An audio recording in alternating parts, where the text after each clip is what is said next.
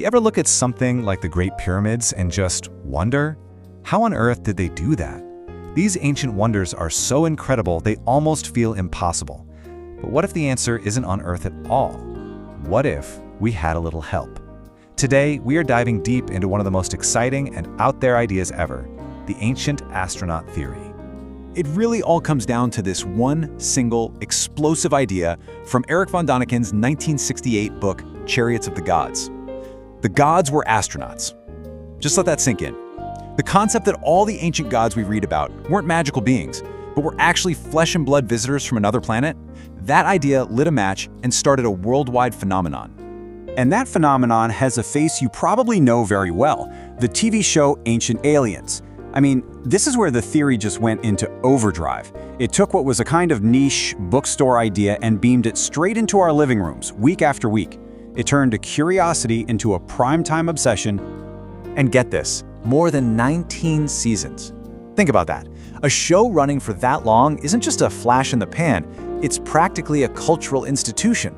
That kind of staying power tells you something really important. This idea has a serious grip on our imagination. Of course, behind the theory are some really memorable characters. You've got Erich von Daniken, the guy who kicked the whole thing off. You've got Giorgio A. Tsoukalos, you know the one, the face of the modern movement. And then you have others like Zacharias Sitchin, who dove into old Sumerian texts, and David Childress, hunting for lost technologies. So, a question. How does an idea this wild even get started? Where does it come from? Well, to understand that, we gotta jump in the time machine and go back to a moment when pretty much the entire world was looking up at the sky.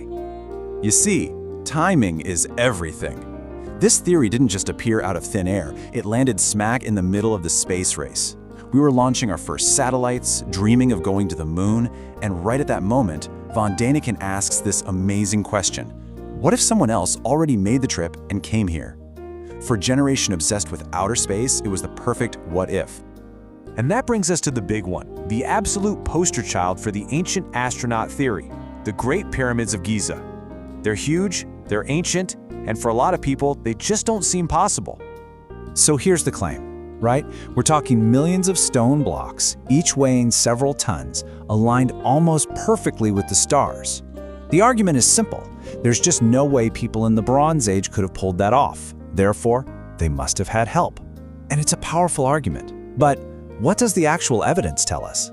Well, what archaeology shows is actually a really cool story of human learning.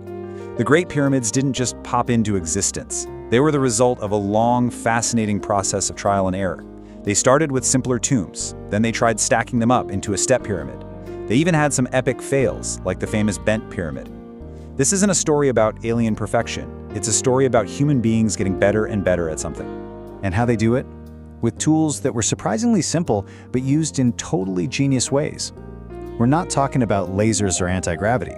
We're talking about copper saws, using wet sand to help cut through stone, hard rock hammers, and my favorite, the discovery that if you pour a little water on the sand in front of a giant sled, it makes it way easier to pull. It's not magic, it's just brilliant engineering. And here's the real kicker. Archaeologists have literally unearthed the city where the pyramid builders lived. And you know what they found? These weren't aliens, and they weren't slaves. It was a workforce of over 20,000 skilled Egyptians who were paid, housed, and well-fed. This was one of the biggest public works projects in human history, an incredible monument to what people can achieve. Now this pattern, an amazing claim on one side and a more down-to-earth explanation on the other, it's not just the pyramids. You see it pop up with other famous ancient mysteries all around the world. Let's talk about the Nazca Lines in Peru. The claim? Giant runways for alien ships. The reality? Well, they were likely huge ceremonial pathways, and you don't need a UFO to make them. They were created just by clearing away the darker top layer of rocks. You could map one out yourself with a few stakes and a long rope. Or how about this one? The Dogon people in Africa. The story goes they had ancient knowledge about a star you can't even see with the naked eye, Sirius B, and the claim is they were told about it by fish-like aliens. But when you look at the history, it seems that knowledge was probably introduced by Western researchers in the 1900s and just got woven into their mythology. And on it goes. Claims about ancient Sumerian texts describing aliens often boil down to mistranslations. Art that supposedly shows astronauts is really just us looking at something ancient through our modern, tech-obsessed eyes. The core idea of the theory almost always comes back to this: ancient people weren't smart enough. And the core response from science is usually, oh yes, they were brilliant. Okay, so if the evidence often points to human ingenuity, why is the ancient astronaut theory more popular today than ever? What is it about this idea that's so powerful? At the end of the day, it's not really about the evidence. It's about the story. And it is a fantastic story. It taps right into our natural curiosity, our love of a good mystery, and that little part of us that likes to question what we're told. It gives us a secret alternative history. And most importantly, it wraps itself around the biggest question we can possibly ask. Are we alone?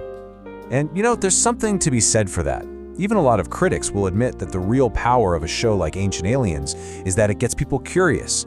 It makes millions of people look at history and ask questions. And that's pretty cool. The key, of course, is to remember to cross-check every claim and do your own research. So that leaves us here, with a choice between two incredible stories. In one, our greatest achievements were gifts from visitors from another world. In the other, the incredible power, the awesome ingenuity to build civilizations and reach for the stars was inside of us all along. And the real question is, which of those stories is actually bigger? Which one is more amazing?